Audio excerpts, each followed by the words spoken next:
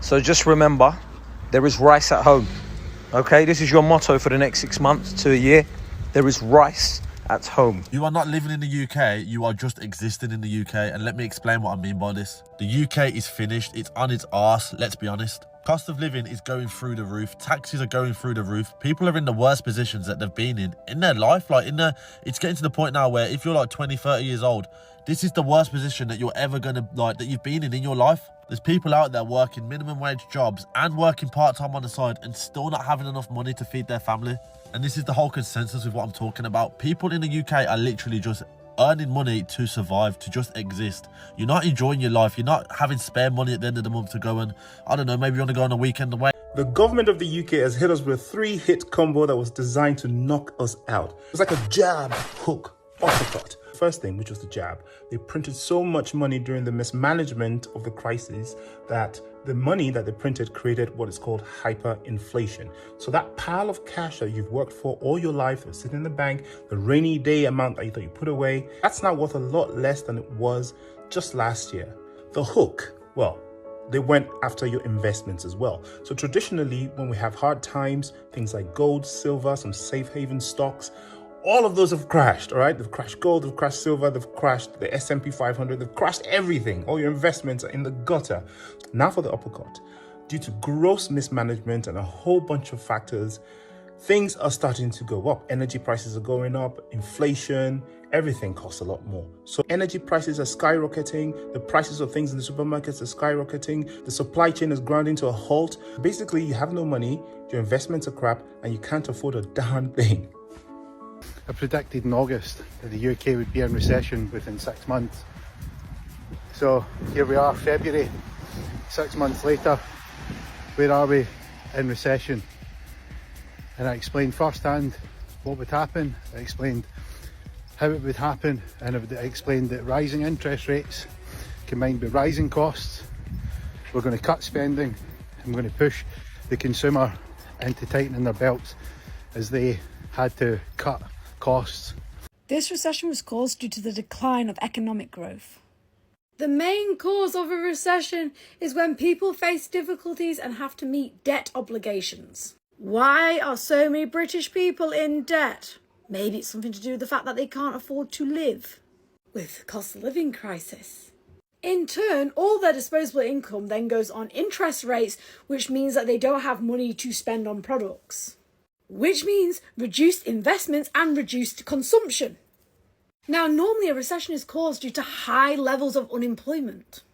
The employment rate in the UK, most positively, employment rate increases by 48,000 a month on month in January, the 5th month straight with gains of employment. Employment rates in the UK increased by 75.8% in just October alone. To put that in comparison, in March 1983, the employment rate hit a record low at 65.6%. So why are people getting in debt when they're employed? Because they're not getting paid enough because their wage didn't increase with inflation. Why did their wage not increase with inflation? The government. All right, yeah. Also, do you know how many MPs have shares in the UK banks? It's almost like they wanted a recession because they knew they could profit from it vastly due to interest rates going up.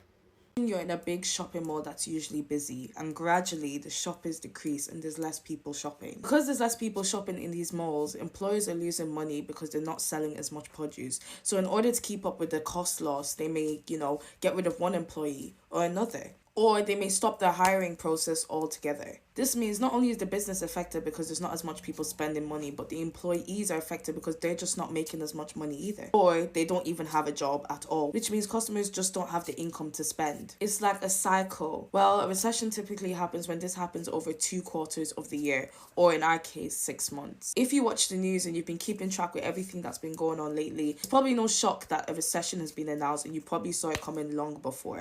Official figures show the UK economy went into a recession in the last 6 months of 2023. A recession is when the economy shrinks or contracts for 2 consecutive 3-month periods. And that's what happened from July to September, October to December.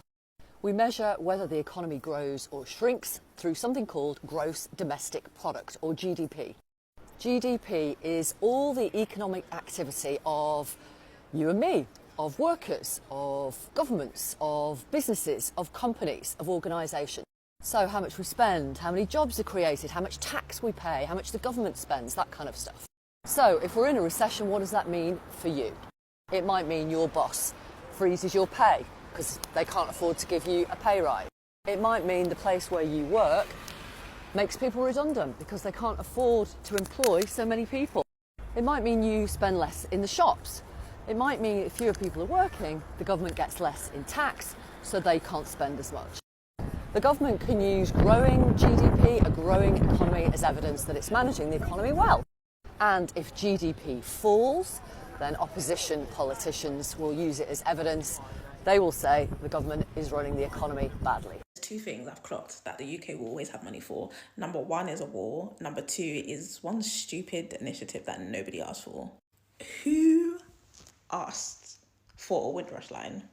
Who asked for a suffragette line? Like £6.3 million spent on revamping the new overground lines. Like, who asked for it? £6.3 million.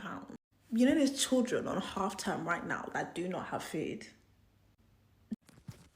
So the UK government have officially announced that we are in a recession, a cost of living crisis that we have not seen in our lifetimes. Well, I can't say that I'm surprised. You must have been living under a rock if you didn't notice. They kept trying to say everything's great, it's fantastic, the economy's doing good, we have done this, we are paying, we are helping people with the electricity crisis, blah, blah, blah. But meanwhile, nobody really felt like they were being helped, you know, with the rising cost of living. Salaries not rising. Every time I turned on my TV, a different group striking. Bus drivers striking, doctors striking, nurses striking, teachers striking, postmen striking, postwomen striking. Like, the list was just going on and on and on. And I've never seen this in my lifetime. It's official. The UK has entered recession times. To be fair, every household in the country already knows that. We've been paying more for everything and we've been making less money. Officially is recession when the economy, instead of going up, goes down for 3 months. If you go to the supermarket, everything that you buy, literally everything, costs much more than it cost 1 year ago or 2 years ago. So even if you get very essentials like bread, but of course groceries as a whole, you will be paying more. The problem is the amount, the difference in price, the increase in price are way higher than the wages. And that's the big problem.